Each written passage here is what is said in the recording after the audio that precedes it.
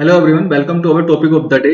और आज का जो टॉपिक है रिगार्डिंग गवर्नर या स्पेसिफिकली हम बात करेंगे गवर्नर लेजिस्लेटिव पावर के बारे में। अभी बहुत ज्यादा न्यूज में बना हुआ है, ये टॉपिक्स इंपॉर्टेंट है रिगार्डिंग प्रीलिम्स और मेंस के रिगार्डिंग, दोनों में बहुत ज्यादा इंपॉर्टेंट है।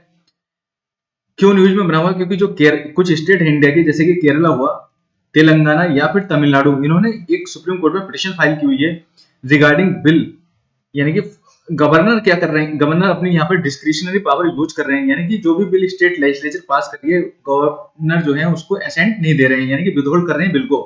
तो ये यहाँ पर सुप्रीम कोर्ट ने भी इस मामले में कंसर्न जाहिर किया हुआ है कि governor delaying crucial bill is a matter of concern. जानते हैं पूरा मामला गवर्नर के बारे में, उनकी जो डिस्क्रिशनरी पावर है वो क्या है, लेजिस्लेटिव पावर के बारे में हम यहाँ जानेंगे। सबसे पहले जानते हैं गवर्नर को अपॉइंट कौन करता है। प्रेसिडेंट यहाँ पर गवर्नर को अपॉइंट करता है। दो यहाँ पर क्वालिफिकेशन दी है कॉन्स्टिट्यूशन के अंदर कि कौन बन सकता है गवर्नर। सबसे पहले ये सिटीजन ऑफ इंडिया होना चाहिए, एंड सेकंड है जो एज है गवर्नर बनने के लिए वो ग्रेटर देन और इक्वल टू यानी कि 35 ईयर होनी चाहिए। बात करते हैं गवर्नर की जो लेजिस्लेटिव पावर है उसके बारे में। An integral part of the state legislature, यानी कि जो governor again same with president, जो पार्लियामेंट का पार्ट होता है, जो इंटीग्रल पार्ट होता है, यानी कि गवर्नर भी यहाँ पर इंटीग्रल पार्ट है किसके, स्टेट लेजिस्लेचर का। बात करते हैं अंडर आर्टिकल 200 जो इसकी लेजिस्लेटिव पावर है उसके अंदर। Under article 200 when the bill is passed by both houses of the legislature and presented to him, उसके पास चार ऑप्शन होते हैं। अगर वो कोई भी बिल स्टेट लेजिस्लेचर प्रेजेंट करती है पास होने के बाद गवर्नर को, give his assent to the bill, या तो वो उसको मंजूरी दे फर्स्ट। सेकंड है withhold his assent if not money bill, अगर मनी बिल नहीं है तो उसको विदहोल्ड कर सकता है। मनी बिल क्यों नहीं है? क्योंकि मनी बिल जब भी स्टेट लेजिस्लेचर के अंदर जाता है तो उसके लिए प्रीवियस कंसेंट चाहिए होती है, किसकी, लेजिस्लेचर की, उसकी गवर्नर की, सॉरी, प्रीवियस कंसेंट चाहिए होती है गवर्नर की फॉर, यानी कि स्टेट लेजिस्लेचर में प्रेजेंट करने के लिए मनी बिल को। तो यहाँ पर अगर वो मनी बिल नहीं है तो विदहोल्ड कर सकता है उसके एसेंट को। Return the bill for reconsideration third and reserve the bill for consideration of the president, यहाँ पर प्रेसिडेंट को यानी कि किसी भी बिल को रिजर्व कर सकता है प्रेसिडेंट। यहाँ पर इस बिल को देखेंगे तो अगर यहाँ पर रिजर्व कर देता है प्रेसिडेंट के लिए तो गवर्नर यहाँ पर क्या हो जाता है, बाईपास हो जाता है, यानी कि अब जो मैटर है वो प्रेसिडेंट के पास है।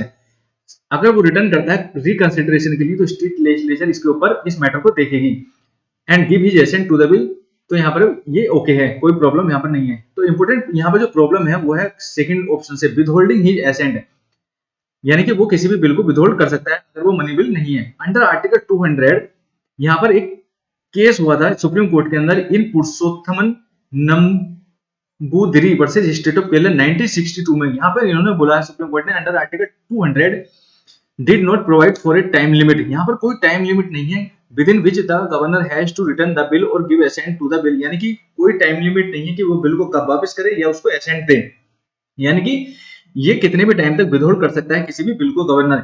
ये उसकी डिस्क्रिशनरी पावर है, यानी कि वो उसके डिस्क्रिशन के ऊपर है कि वो उस बिल को कब यानी कि रिटर्न करता है या फिर उसे एसेंट देता है। नेक्स्ट जो केस था, एक सुप्रीम कोर्ट के अंदर केस था यहाँ पर शमशेर सिंह रिगार्डिंग आर्टिकल 163, उसने बोला है कि गवर्नर एक्सरसाइजेज यानी कि act all his powers and functions under the constitution on the aid and advice of council of ministers। Supreme court ने शेर सिंह केस में बोला है अंडर आर्टिकल 163 गवर्नर की जो पावर है वो डिस्क्रिशनरी पावर नहीं है, यानी कि उसको वो जो एक्ट करता है गवर्नर अपने पावर और फंक्शंस को वो करेगा एड एंड एडवाइस, यानी कि काउंसिल ऑफ मिनिस्टर की एड एंड एडवाइस के बाद, यानी कि यहाँ पर डिस्क्रिशनरी पावर नहीं है। जो गवर्नर इंपोर्टेंट हमेशा केस में न्यूज में रहता है और ये इंपोर्टेंट था स्टार्टिंग से ही, क्योंकि जो लीगल ल्यूमिनरीज थे, जो कॉन्स्टिट्यूएंट असेंबली के मेंबर थे, उन्होंने भी इसके ऊपर कंसर्न राइट यानी कि जाहिर किया था। बी आर अम्बेडकर यानी कि भीमराव राव अम्बेडकर, उन्होंने बोला था in a response government there can be no room for the governor acting on discretion, यानी कि अगर कोई रिस्पॉन्सिबल गवर्नमेंट है जो कि इलेक्टेड है डायरेक्टली, वहां पर गवर्नर अपने डिस्क्रिशन पे एक्ट नहीं कर सकता है, उसको वहां पर एड एंड एडवाइस चाहिए किसकी, काउंसिल ऑफ मिनिस्टर की। उसके बाद टी कृष्णमाचारी एक यहाँ पर कॉन्स्टिट्यूएंट असेंबली के मेंबर थे, ये भी इन्होंने भी यही सेम रिपीट की है, governor can not act on his own, he can act only on the advice of council of minister, COM, council of minister, उनकी एडवाइस पर ही गवर्नर काम कर सकता है। यहाँ पर एक सरकारी कमीशन, इंपोर्टेंट कमीशन है, यहाँ पर उन्होंने रिपोर्ट दी थी 1988 में सेंटर स्टेट रिलेशन के पर, सेंटर स्टेट रिलेशन पर उन्होंने इस जो ये कंसर्न है इसको सुलझाने के लिए मैटर को यहाँ पर एडवाइस दी थी कि consultation with the governor while drafting the bill. अगर आप कोई बिल को ड्राफ्ट कर रही है कोई भी गवर्नमेंट, तो उसको पेश करने से पहले स्टेट लेजिस्लेचर में पास करने से पहले गवर्नर से कंसल्ट करना बहुत जरूरी है, ताकि ये जो डिफरेंसेस है ये इशू आए ही ना while passing by the legislature. सरकारी कानून 1988। उसके बाद हम बात करते हैं अदर पावर के बारे में रिगार्डिंग गवर्नर। अदर पावर के बारे में बात करेंगे। एग्जीक्यूटिव पावर से उसके पास appoint chief minister and minister है।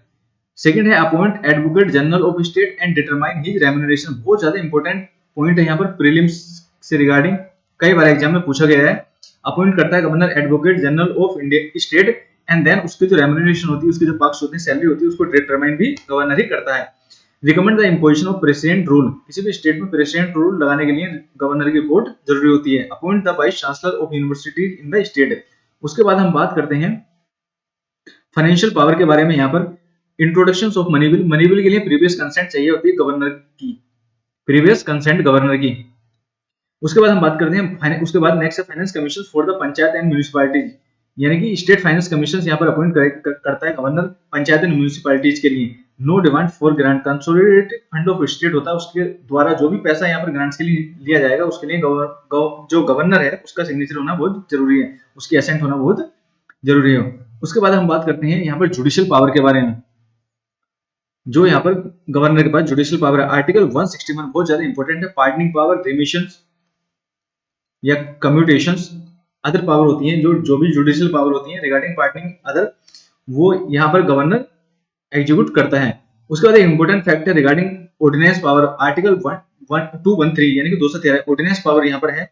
जब भी स्टेट लेजिस्लेचर का जो सेशन है वो आउट हो चुका होता है, सेशन में नहीं होती है स्टेट लेजिस्लेचर, तब यहाँ पर उसके पास पावर होती है ऑर्डिनेंस मेकिंग की, यानी कि वो किसी भी लॉ को ऑर्डिनेंस के द्वारा पास करा सकता है अगर वो सेशन में नहीं है स्टेट लेजिस्लेचर। एक इंपॉर्टेंट यहाँ पर फंक्शंस रिगार्डिंग गवर्नर है, अगर यहाँ पर बाइक किसी भी स्टेट में बाइक कैमरलिज्म है, यानी कि दो हाउसेस हैं, स्टेट लेजिस्लेचर और सेकंड है लेजिस्लेटिव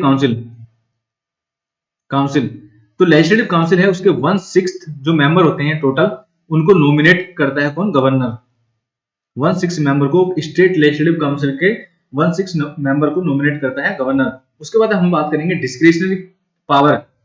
गवर्नर के पास अनलाइक प्रेसिडेंट कुछ डिस्क्रिशनरी पावर दी हुई है कॉन्स्टिट्यूशन के अंदर, यानी कि कॉन्स्टिट्यूशन में कुछ डिस्क्रिशनरी पावर दी हुई है। फर्स्ट यहाँ पर पावर है, अगर कोई भी गवर्नर किसी भी बिल को रिजर्व कर सकता है प्रेसिडेंट के लिए, ये उसकी डिस्क्रिशनरी पावर है, यहाँ पर कोई उससे क्वेश्चन नहीं पूछ सकता है। सेकंड है प्रेसिडेंट रूल। अगर प्रेसिडेंट रूल किसी भी स्टेट में प्रेसिडेंट रूल इंपोज करने के लिए गवर्नर की रिपोर्ट की जरूरत होती है, ये उसकी डिस्क्रिशनरी पावर है। थर्ड है चीफ मिनिस्टर, किसी भी स्टेट के चीफ मिनिस्टर से वो administrative as well as legislative जो मैटर्स होते हैं उसके रिगार्डिंग वो क्या मांग सकता है, यहाँ पर उससे मैटर के बारे में यहाँ पर बात कर सकता है या कोई रिपोर्ट मांग सकता है। फोर्थ है यहाँ पर रिगार्डिंग अगर वो किसी स्टेट का गवर्नर है तो उसकी जो एडजॉइनिंग यूनियन टेरिटरी है उसको वो उसके जो लेजिस्लेटिव और एग्जीक्यूटिव मैटर्स है उनको देख सकता है। एंड फिफ्थ है शेड्यूल 6 के जो स्टेट हैं, शेड्यूल 6 के स्टेट लाइक आसाम हो गया, मेघालय हो गया, त्रिपुरा हो गया एंड देन मिजोरम, इनके अंदर जो ट्राइबल डिस्ट्रिक्ट काउंसिल होती है, ट्राइबल डिस्ट्रिक्ट काउंसिल,